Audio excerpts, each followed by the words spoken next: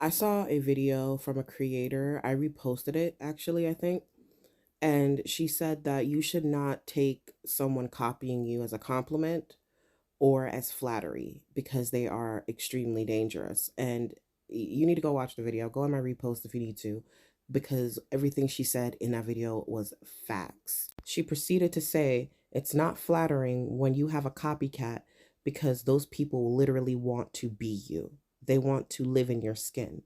And a lot of the time, they will try to kill you so they can take your spot.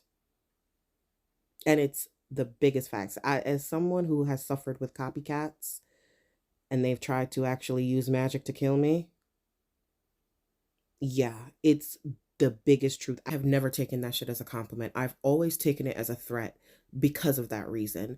Because I know that there's a difference between inspiration and someone who's blatantly biting off of you, trying to talk like you, trying to look like you, trying to date the same type of people you date. They're literally trying to destiny swap with you. Point blank, period. And eventually, in order for them to fully live as you, they need you out the picture. They need you not to exist anymore. That means they're going to take you out. They're going to find a way to take you out. If it's not with magic, because a lot of times it's not, they will use their hands. They will hire someone to do it. These people will always be your biggest ops, and you should always take it as a threat. There are women out there who are still copying everything that I do. Everything I say, the way I talk, the way I do my hair, the way I post on social media. They're trying to do my niche. These people are stealing my ideas and making it their own, pretending that it's their own. And all the while they are trying to get rid of me, throwing evil stuff at me, trying to take me out, trying to make people see me as them, all while they get seen as me. Those are some of the scariest people that you could ever be around, that you could ever have to deal with, because they have no sense of self, no authenticity, and they are simply looking at you as the person that they want to be. You are everything they want to be, and so they're just going to take it.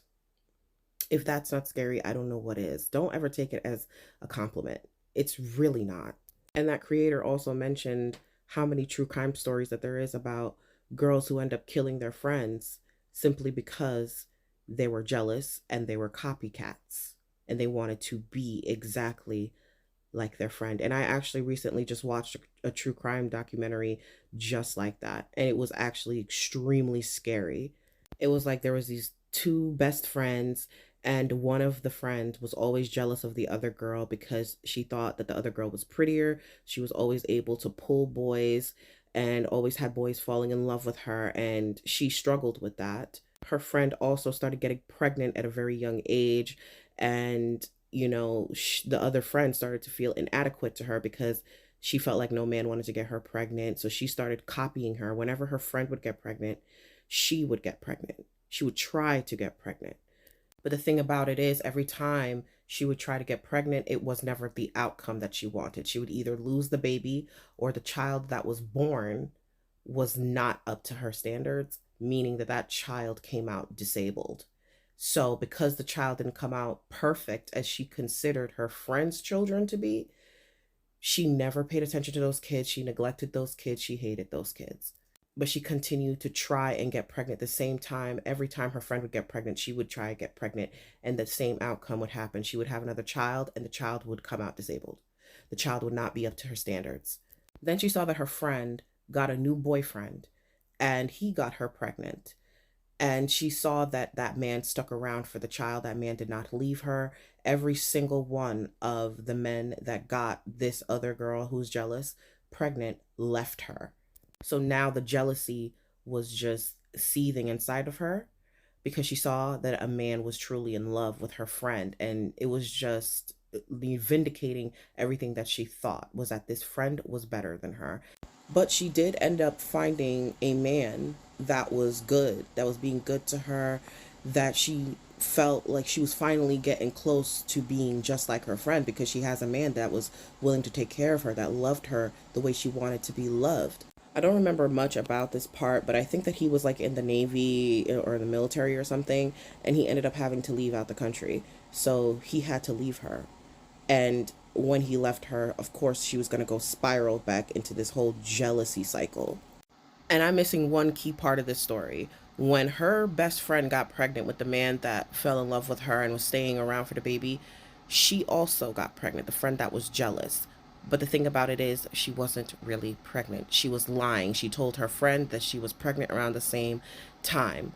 And there's a very key reason to that. The jealousy of her best friend consumed her so much to the point where she planned on stealing her friend's baby and pretending it's her own.